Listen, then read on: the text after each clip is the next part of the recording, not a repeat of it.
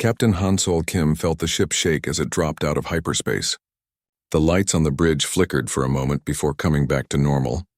He gripped the arms of his command chair and looked at the main screen. "Report," he said in a calm voice. First Officer Lee Dabin checked her instruments. Her face went pale. "Captain, we have a problem. We're not alone out here." The screen lit up with red dots. 30 ships surrounded them in a perfect circle. These were not human ships. They were long and sharp like knives floating in space. Each one was twice the size of the Soul's Pride. Velkari Empire ships, Dobbin said quietly. Military class. Hansol had heard stories about the Velkari. They were known across this part of space as slave traders. They attacked weaker ships and took the crews to sell in distant markets. No one had ever escaped from them. "How did they know we would be here?" asked Communications Officer Yoon Sora from her station. "They didn't," Hansol said. "They forced us out of hyperspace. Look at the engine readings." Chief Engineer Park Min-ho's voice came through the comm system. "Captain, the hyperspace drive is damaged. Someone used a gravity trap to pull us out early. We can fix it, but I need time." "How much time?" 6 hours, maybe 7. Hansol looked at the enemy ships on the screen. They were moving closer now like sharks that smelled blood in the water. The Soul's Pride was a merchant ship.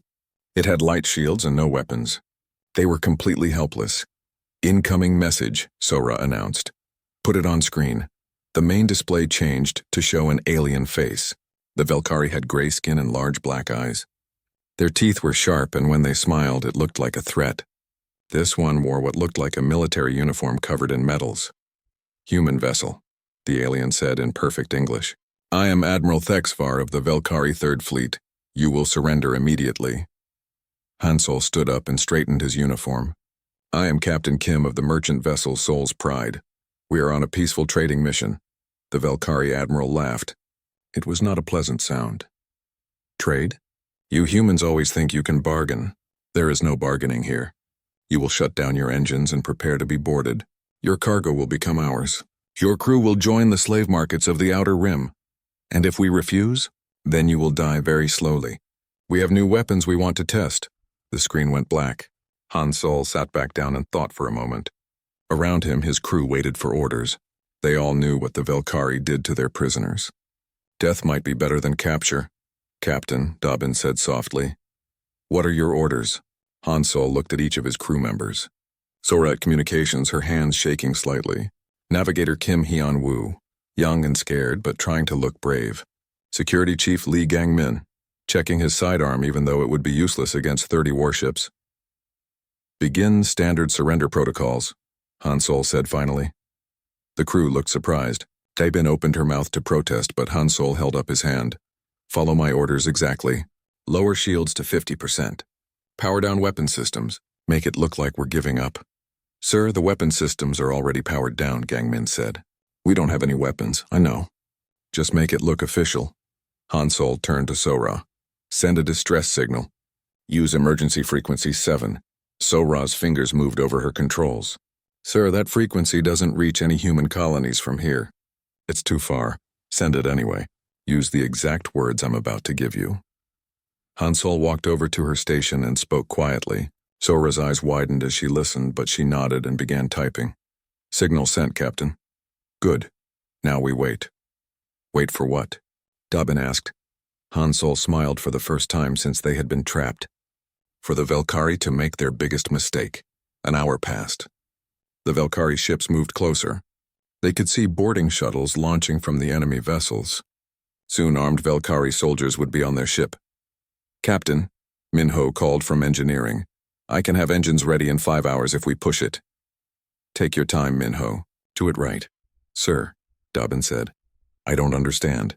Why aren't we trying to escape? Why did you send that signal to empty space?" Hansol looked at the approaching enemy shuttles on the screen. "Dobbin, how long have you served on merchant ships?" 3 years, sir." "And in all that time, did you ever wonder why human merchants travel alone in dangerous space? Why we don't travel in convoys with military escorts like other species do?"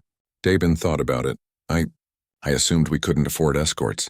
That's what everyone assumes. That's what the Velkari assume too." Hansol walked to the center of the bridge. "Tell me, what do you know about Protocol 7? The crew exchanged glances. None of them had heard of Protocol 7. I've never heard of it, Dobbin admitted. Few people have. It's not in any official manual. It's not taught in any academy. Only merchant captains know about it, and only after 10 years of service. Han Solo looked out at the Velkari fleet. Protocol 7 is why human merchants can travel safely in the most dangerous parts of space. The first Velkari shuttle was almost at their docking bay. Han Solo could see armed soldiers through the shuttle windows. Sir, Sora said nervously. Whatever Protocol 7 is, maybe now would be a good time to use it. Han Solo checked his watch. Patience, Sora. The signal you sent contained very specific information. Ship positions, shield frequencies, weapon types, crew numbers, everything someone would need to plan a rescue operation. But there's no one out there to receive it, Hyunwoo said. Are you sure about that? Before anyone could answer, alarms started blaring on the Velkari ships. Han Solo could see their crews running to battle stations. Something had appeared on their sensors. Captain, Sora said, her voice excited. I'm detecting hyperspace signatures. Big ones. Han Solo smiled wider. How big? 27 ships, sir. They're huge. The main screen showed space beginning to ripple and tear. Not the smooth holes that normal hyperspace travel created, but violent rips in reality itself. Something was coming through and it was angry. Dobbin, Han Solo said calmly. Send a message to all Velkari ships. Tell them they have 30 seconds to surrender or they will be destroyed. Sir, we don't have any weapons to... Just send the message.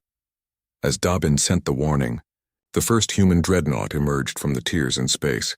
It was black as night and covered in weapons. It was followed by another, then another. Soon, 27 massive warships surrounded the Velkari fleet. Admiral Thexvar's face appeared on screen again. This time he didn't look confident. He looked terrified. What is this? He demanded. How did you call for help so quickly? Our intelligence said humans were weak. Han Solo stood up and walked closer to the screen. Admiral, your intelligence was wrong about many things. The biggest mistake was thinking we were alone. The Velkari Admiral's hands were shaking now. This is impossible. Our scouts have been watching human space for months. You have no fleet in this sector. You're right, Han Solo said. We don't have a fleet in this sector. We have something much better. What? Han Solo's smile disappeared and his voice became cold as ice. We have friends. Admiral Thexvar stared at the massive human ships surrounding his fleet. Each one was twice the size of his largest battlecruiser. Their black hulls seemed to absorb light, making them look like holes in space itself. All ships, he commanded through his comm system. Battle formation Delta. Prepare to engage. His 30 ships began to move into attack position. They had fought many battles before. Size wasn't everything in space combat. Sometimes smaller, faster ships could win against larger ones. But as the Velkari fleet moved, something strange happened. The human ships didn't just sit there waiting to be attacked. They moved too. And they moved in ways that shouldn't be possible for ships so large. Captain Han Solo watched from his bridge as the human dreadnoughts glided through space like dancers. Each one moved with perfect precision, never getting in each other's way, never leaving a gap in their formation. How are they doing that? First Officer Dobbin whispered. Practice, Han Solo said simply. The largest human ship moved to the front of the formation. It was even bigger than the others, with weapons that Han Solo had never seen before. Letters along its side read Inchon's hammer. A new voice came through the communication system. It was calm and professional, but there was something underneath it that made even Han Solo feel nervous. This is Admiral Kang Soo-jin of the Terra Defense Force, Hunter Division. Velkari vessels, you have committed acts of piracy against human citizens. You have 30 seconds to surrender unconditionally. Admiral Thexvar's face appeared on screen again. His gray skin had turned even paler. Human Admiral, you are outnumbered. We have 30 ships to your 27. I can count, Admiral Kang replied. 29 seconds, you don't understand? We are the Velkari Empire. We have conquered 100 worlds. We have destroyed 1,000 fleets. 25 seconds. Admiral Thexvar looked around his bridge. His officers were checking their weapons and shields. They had never lost a battle when they outnumbered the enemy. We will not surrender to humans, he declared. You are a young species. You know nothing of war. 20 seconds. All ships, Admiral Thexvar commanded, open fire. The Velkari fleet unleashed everything they had. 30 ships fired at once. Energy beams and missiles filled the space between the two fleets. It was enough firepower to destroy a small moon. The human ships didn't even try to dodge. They just sat there and took the full attack. When the light from the explosions faded, the human fleet was still there. Not one ship had been damaged. Their shields hadn't even flickered. Impossible, Admiral Thexavar whispered. Admiral Kang's voice came through the comm again. Time's up. What happened next would be talked about in military academies for years to come. The human ships didn't charge forward like angry beasts. They didn't spread out and try to surround the enemy. Instead, they did something that no Velkari had ever seen before. They hunted. The dreadnoughts moved like a pack of wolves. 3 would go after one Velkari ship, while the others kept the rest of the enemy fleet busy. But they didn't just attack randomly. Each move was planned. Each shot was precise. Weapons Officer Cho Hai-jin aboard the Incheon's hammer watched her targeting computer track the enemy ships. The Velkari were trying to use their speed advantage, but it wasn't working. Every time they changed direction, the human ships were already there waiting for them. "How are we predicting their moves?" asked a young gunner next to her. "We've been watching them for months," Hyejin explained as she locked onto another target. "We know how they fight. We know what they'll do before they do it." She pulled the trigger. A beam of pure energy shot across space and punched through a Velkari battlecruiser's shields like they were made of paper. The enemy ship exploded in a ball of fire. "Target destroyed," she reported calmly. All around the battlefield, the same thing was happening. The Velkari ships were fast, but the humans were faster. The Velkari had good weapons, but the human weapons were better. Most importantly, the Velkari were fighting like they always had. But the humans were fighting like they knew exactly what the Velkari would do. Admiral Thexavar watched his fleet being torn apart. In less than 3 minutes, he had lost half his ships. The humans weren't just winning. They were dominating. "How?" he asked out loud. "How are you doing this?" Captain Kim Hyen-woo of the human ship Busan's Resolve answered him. "You made a mistake, Admiral. You thought we were merchants. You thought we were weak. You thought we were alone." Another Velkari ship exploded, then another. "But mostly," Kim continued, "you thought you were the hunters." A Velkari destroyer tried to ram one of the human ships. It was a desperate move, the kind that happened when a battle was already lost. The human dreadnought simply moved aside at the last second, then fired a single shot that cut the destroyer in half. "All ships retreat," Admiral Thexavar finally ordered. "Emergency jump to hyperspace." But when his ships tried to jump away, nothing happened. They were trapped in normal space. "Hyperspace is being jammed," his navigation officer reported with panic in his voice. Admiral Kang's voice came through the comm one more time. "Did you really think we would let you escape? You have information we need. You have crimes to answer for." The last few Velkari ships were now surrounded. Their shields were down, their weapons destroyed. They were completely helpless. "Please," Admiral Thexavar begged. "We surrender. Don't destroy us." "We're not going to destroy you," Admiral Kang said. "We're going to do something much worse. We're going to make you understand what you've done wrong." Suddenly, the Velkari crews found themselves being transported off their ships. It happened so fast they didn't even have time to be scared. One moment they were on their bridges, the next they were standing in what looked like holding cells aboard the human ships. But these weren't the dark, dirty cells that the Velkari used for their prisoners. These were clean and bright. There were beds and food dispensers. There was even entertainment systems. Admiral Thexavar found himself in a cell aboard the Incheon's hammer. A human guard brought him food and water. The guard was polite and professional. "I don't understand," the Admiral said. "Why are you treating us well? We are your enemies."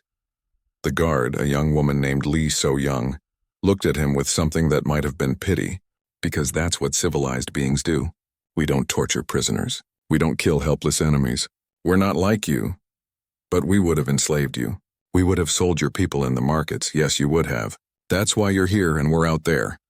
Admiral Thexavar sat on the bed and put his head in his hands. In less than 5 minutes, his entire fleet had been destroyed or captured. 30 ships, thousands of crew members, all beaten by an enemy they had thought was weak. "How many human ships are there?" he asked quietly.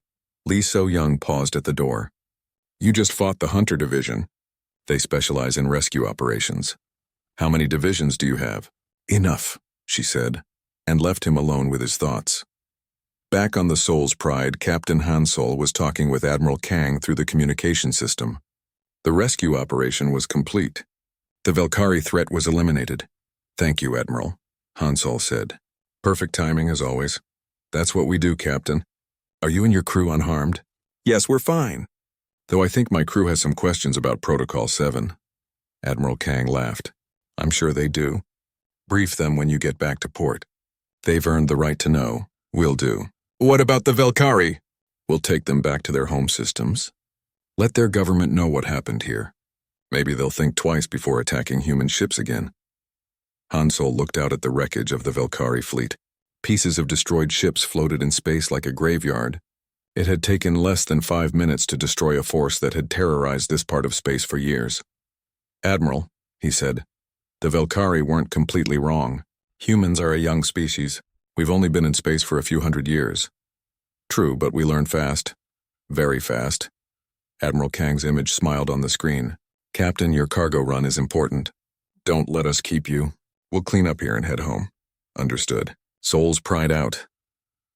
As the communication ended, First Officer Dobbin walked over to the captain's chair. Sir, I still don't understand how they got here so fast. Han Solo looked at her and smiled. Dobbin, what do you think Protocol 7 really is? She thought for a moment. A way to call for help? No, Protocol 7 is a promise. It's a promise that no human in space is ever truly alone. No matter how far from home we go, no matter how dangerous the space we travel through, someone is always watching. Someone is always ready to help. But how can that be possible? Space is huge. Yes, it is. And that's exactly why it works. Dobbin looked confused, but before she could ask more questions, Chief Engineer Park Min-ho's voice came through the comm. Captain, engines are repaired and ready for hyperspace. Thank you, Min-ho. Set course for our destination. Normal speed. As the Soul's Pride jumped back into hyperspace, the human dreadnoughts began their own jump home. The battle was over. The rescue was complete. But somewhere in the darkness of space, other ships waited and watched. Other crews stood ready to answer the call of Protocol 7. The Valkyrie Empire was about to learn that attacking humans was the biggest mistake they had ever made. The battle was over in 4 minutes and 37 seconds. Weapons Officer Cho Hai-jin watched the timer on her screen count down as the last Valkyrie ship stopped moving. Around her, the bridge crew of the Incheon's Hammer worked with calm efficiency. No one was celebrating. No one was cheering. They had a job to do, and they were doing it. All enemy vessels disabled or destroyed, she reported to Admiral Kang Soo-jin. Beginning rescue operations. Admiral Kang nodded. Bring the survivors aboard. Medical teams are standing by. Hye-jin had fought in many battles, but this one was different. The Valkyrie hadn't stood a chance. It wasn't even really a fight. It was more like watching adults deal with children who had been playing with dangerous toys. She remembered her first day as a weapons officer, 5 years ago. Her trainer had told her something that she hadn't understood then. The strongest warrior is the one who never has to prove how strong they are. Now she understood. The Valkyrie prisoners were brought aboard in groups. They looked around in confusion and fear. Many of them were injured, but not from human weapons. The humans had been very careful to disable their ships without killing the crews. Most of the injuries came from their own equipment breaking during the battle. Dr. Seo Tai-jun met each group of prisoners as they arrived. He was the ship's medical officer, but he was also a xenobiologist who specialized in alien species. He knew exactly how to treat Valkyrie injuries. Bring them to Medical Bay 3, he told the security teams. I want full medical scans for everyone. Treat all injuries, no matter how small. One of the Valkyrie prisoners, a young officer with a cut on his forehead, looked at Dr. Seo with suspicion. Why are you helping us? We are your enemies. Dr. Seo cleaned the cut and applied a bandage. Because you're hurt and I'm a doctor. That's reason enough. But we would have killed you. We would have sold your people as slaves. Yes, you would have. But we're not you. The young Valkyrie didn't say anything else, but Dr. Seo could see him thinking. It was the same expression he had seen on other alien faces when they first encountered human behavior. Confusion mixed with something that might have been respect. Admiral Thexvar was brought to a special holding area on Deck 7. It wasn't a cell exactly. It was more like a comfortable room with no way out. There was a bed, a desk, even a window that showed the stars outside. He sat on the bed and tried to understand what had happened. His fleet had been the terror of this sector for 20 years. They had conquered dozens of worlds and enslaved millions of beings. They were supposed to be unstoppable, but the humans had stopped them in less than 5 minutes. A door opened, and Admiral Kang walked in. She was smaller than Admiral Thexavar had expected. Most species made their military leaders big and frightening. This human looked like she could be someone's grandmother. "Admiral," she said politely, "I hope you're comfortable." Comfortable? Thexvar couldn't hide his confusion. "I am your prisoner. Why do you care if I'm comfortable?" Admiral Kang sat in the chair across from him. "Because treating prisoners well is what civilized beings do. It's one of the things that separates us from animals." "Animals?" The Velkari Admiral's eyes flashed with anger. "You call us animals? I call anyone who enslaves innocent people an animal. What would you call them?" Admiral Thexavar opened his mouth to argue, then closed it again. He had never thought about it that way before. "How?" he asked finally. "How did you defeat us so easily?" "We outnumbered you. We had good ships, good weapons, good tactics." Admiral Kang smiled, but it wasn't a cruel smile. It was the smile of a teacher explaining something to a student. "You had numbers, yes. You had weapons, yes. But you didn't have what we had, which was information." Admiral Kang stood up and walked to the window. She looked out at the wreckage of the Velkari fleet floating in space. "For the past 8 months, we've been watching your empire. Every ship movement, every battle, every tactical decision. We know how you fight better than you do." "Impossible. Our intelligence network would have detected your spies." "Would they?" Admiral Kang turned back to face him. "Tell me, Admiral, how many human merchant ships have passed through your territory in the past year?" Admiral Thexavar thought about it. "I don't know. Maybe 50? 100? We didn't pay attention to them. They were just traders." "Exactly. You didn't pay attention to them." Admiral Kang sat back down. "Every one of those traders was gathering information. Ship positions, fleet movements, weapon capabilities, shield frequencies. Everything we needed to plan this operation." The Velkari Admiral felt cold understanding wash over him. The Soul's pride was doing exactly what it was supposed to do. "Captain Kim has been mapping your defense networks for 6 months. When you attacked him, you gave us the perfect opportunity to test our response capabilities. You used him as bait. No, we used him as an early warning system. There's a difference." Admiral Thexavar put his head in his hands. "We thought humans were weak. Our scouts said you were a new species, just learning to travel between stars." "We are a new species," Admiral Kang agreed. "But being new doesn't mean being weak. It means being careful. It means learning from the mistakes of others." "What mistakes?" Admiral Kang gestured toward the window. "The mistake of thinking that conquest makes you strong. The mistake of believing that fear makes you powerful. The mistake of assuming that because you can hurt weaker beings, you're prepared to face stronger ones." A communication signal came through Admiral Kang's personal comm device. She listened for a moment, then nodded. "Admiral Thexvar, I have to go. My medical teams have finished treating your wounded. Your surviving crew members are being housed in our guest quarters. They're being fed and given medical care." "Guest quarters? What did you expect? That we would torture them? That we would throw them in dark cells and leave them to die?" Admiral Kang shook her head. "We're not the Velkari Empire." She started to leave, then paused at the door. "Admiral, let me ask you something. In all your conquests and all your slave raids, did you ever stop to think about what you were doing? Did you ever wonder if there might be consequences?" Admiral Thexavar didn't answer.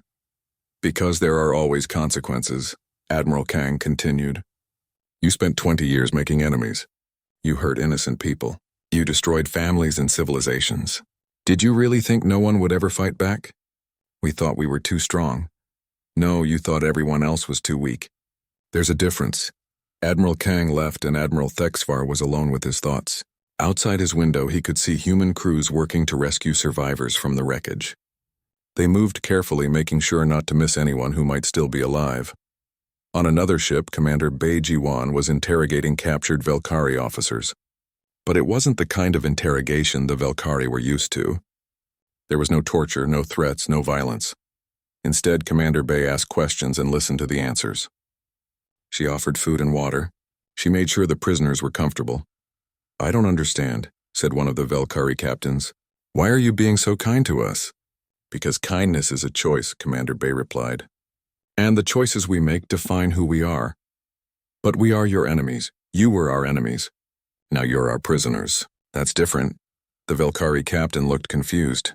"How is it different?" "Enemies fight each other. Prisoners are people who have already lost.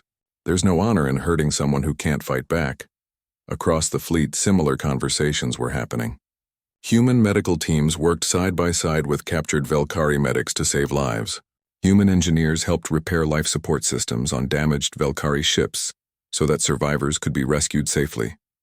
Captain Park Jin-woo of the Busan's Resolve was coordinating the rescue operations. He had been in the military for 15 years, but he had never seen anything like this. Usually after a battle there was celebration. Crews would talk about their victories and compare stories, but not today. Today everyone was focused on helping the people they had just been fighting. "Captain," his communications officer called out, "we're receiving a message from the Velkari homeworld. They want to know what happened to their fleet." Captain Park thought for a moment.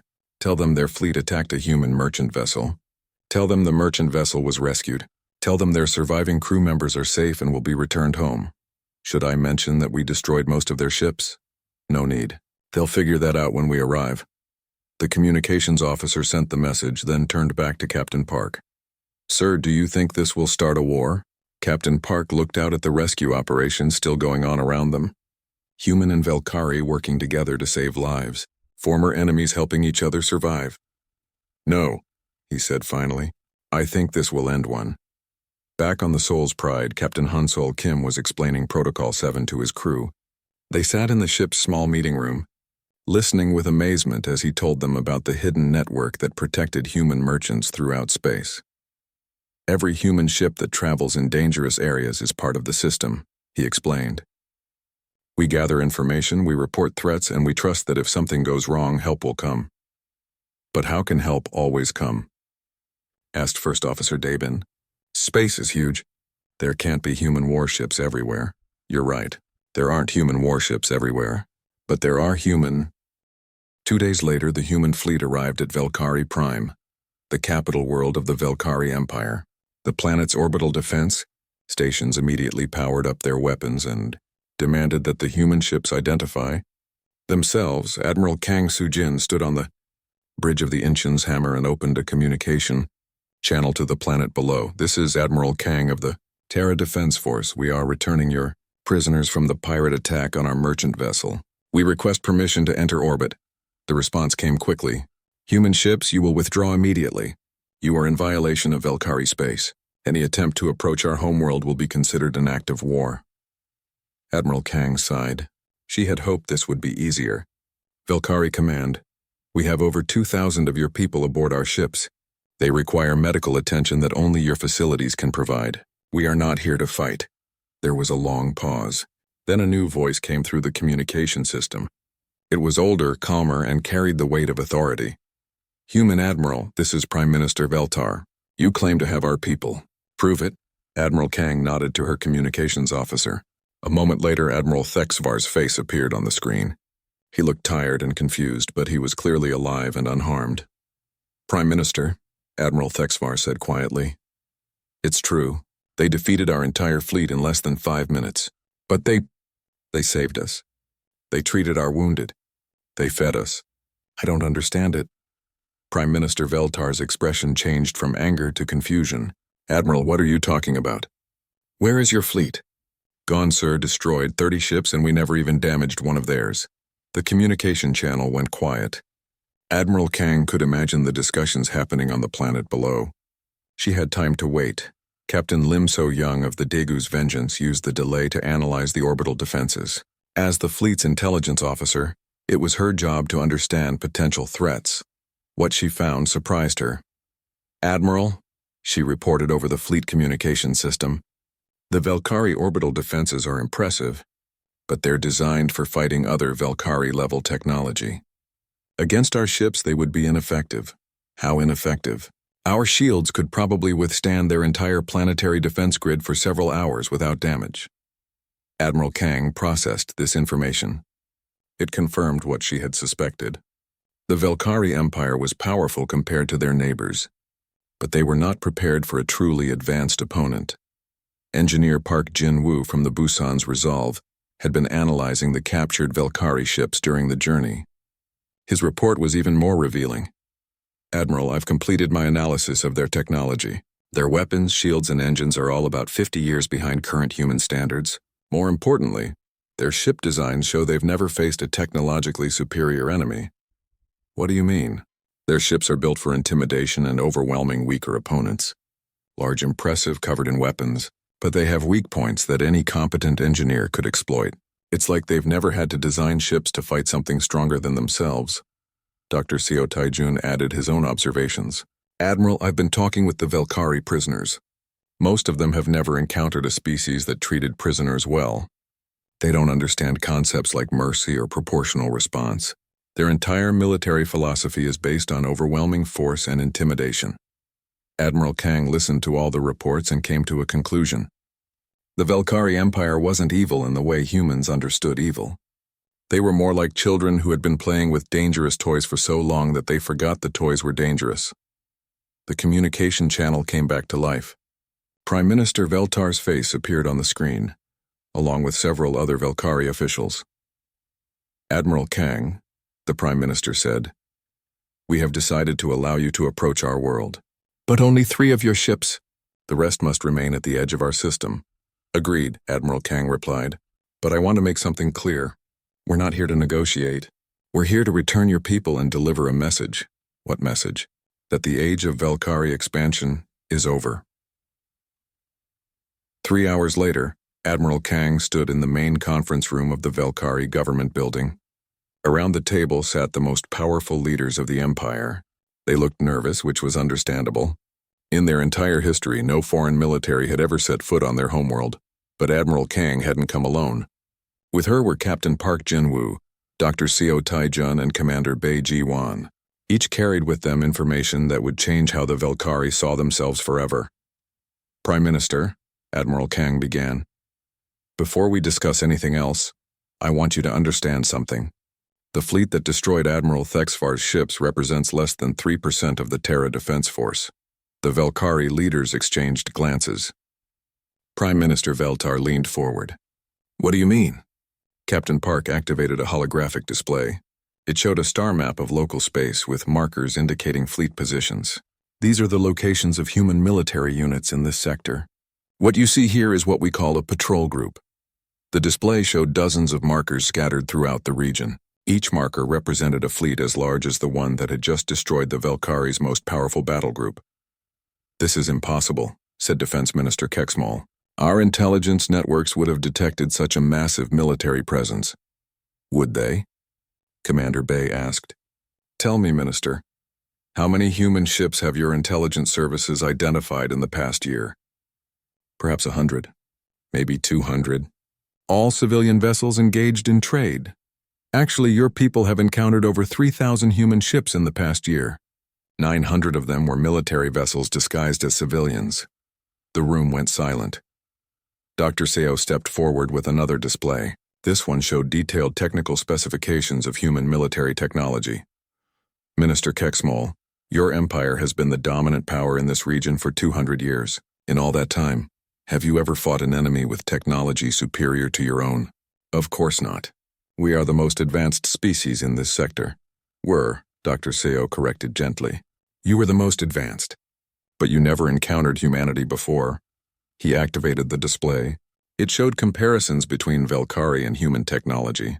Weapons, shields, engines, computers. In every category, human technology was decades ahead. How? Defense Minister Kexmal whispered. How are you so far advanced? You're a young species. You've only been in space for a few centuries. That's exactly why we're so advanced, Admiral Kang explained. We learned from everyone who came before us. We studied the mistakes of other species.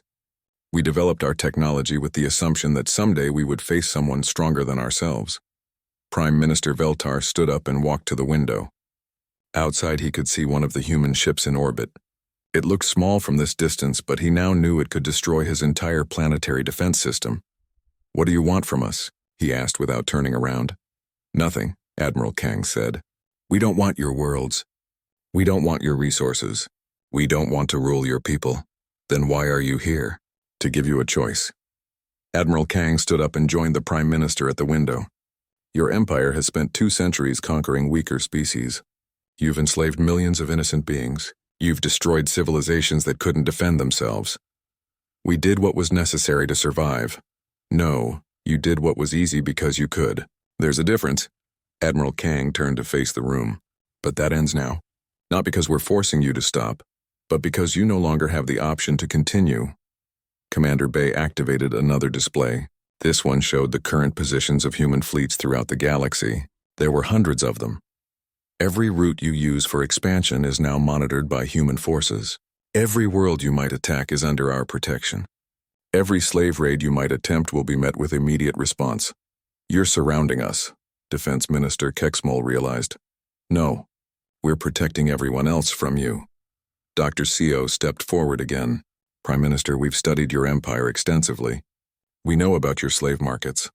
We know about the worlds you've conquered. We know about the species you've driven to extinction. And we've been in contact with them. The ones who survived anyway. They want their freedom back. Prime Minister Veltar turned from the window. You're going to help them rebel against us. We're going to help them reclaim what was always theirs, Admiral Kang corrected. The question is whether you're going to fight a war you cannot win, or whether you're going to accept the new reality. What new reality? Admiral Kang walked back to the table and sat down. The reality that the Velkari Empire is no longer the strongest power in this region. The reality that expansion through conquest is no longer possible. The reality that you're going to have to find a new way to exist in the galaxy. The room was quiet for a long moment. Finally, Prime Minister Veltar returned to his seat. And if we refuse? If we choose to fight? Admiral Kang's expression didn't change, but something in her voice became colder. Then you will lose, completely. Your ships will be destroyed, your worlds will be occupied, and your people will face the same fate you imposed on others. You would enslave us? No, we would remove your ability.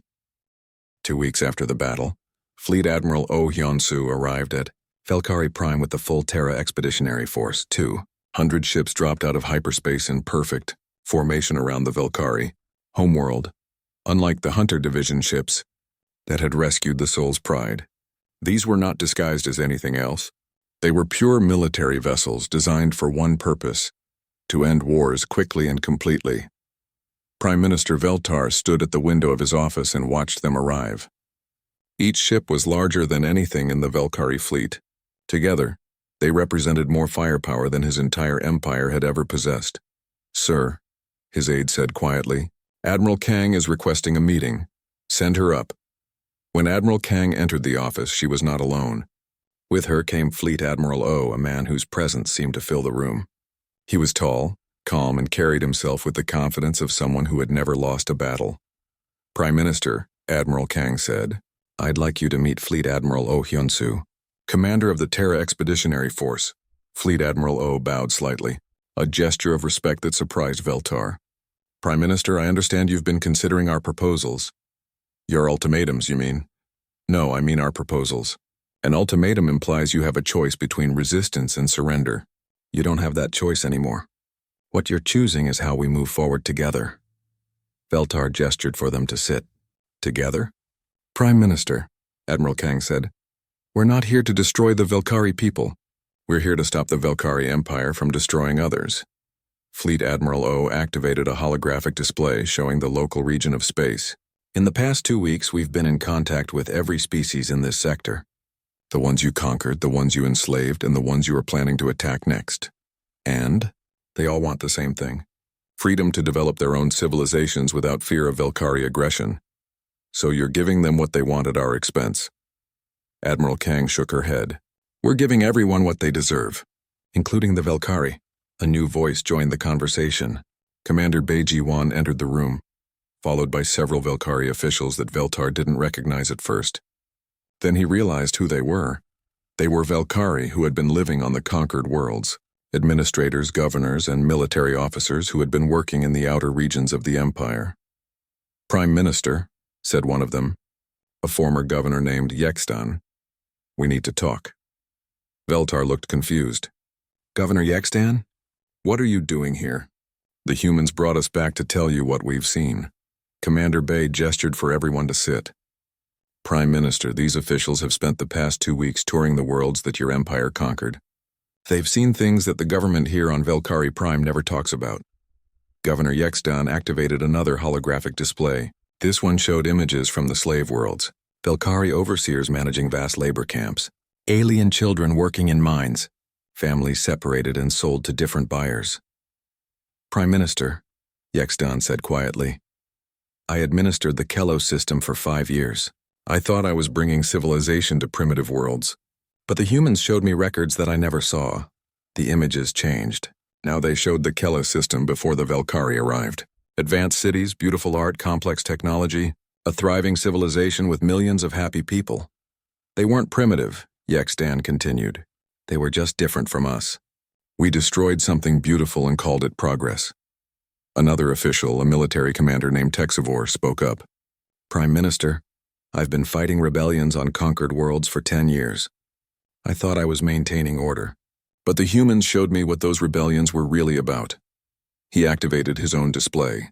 It showed families torn apart by slave raids, children growing up in labor camps, never knowing their parents, entire cultures erased because they didn't conform to Velkari standards. We weren't maintaining order, Texivor said. We were maintaining horror. Veltar looked around the room at faces he had known for years. These were loyal Velkari officials, people who had served the Empire faithfully. But now they looked at him with something he had never seen before. Shame. What are you saying? He asked. Fleet Admiral O answered. They're saying what we've been trying to tell you, Prime Minister. The Velkari Empire was built on suffering, not just the suffering of your victims, but the suffering of your own people who had to carry out these policies. We were strong. We were successful. You were efficient at causing pain, Admiral Kang corrected. That's not the same thing as being strong. Commander Bay activated a new display. This one showed economic data from the Velkari Empire over the past 50 years. Prime Minister, look at these numbers. Your empire spent 70% of its resources on military expansion. Your people lived in poverty while you built bigger ships to conquer more worlds. The conquered worlds provided resources. Resources that you used to conquer more worlds. It was a cycle that could never end because stopping would mean admitting that it was all pointless. Governor Vestan stood up. Prime Minister, I've seen what the humans are offering the former slave worlds. Technology, education, trade partnerships. In 2 weeks, they've given those worlds more real help than we gave them in 50 years. Help in exchange for what? Nothing, Admiral Kang said. We don't want anything from them except the promise that they won't attack their neighbors. That's impossible.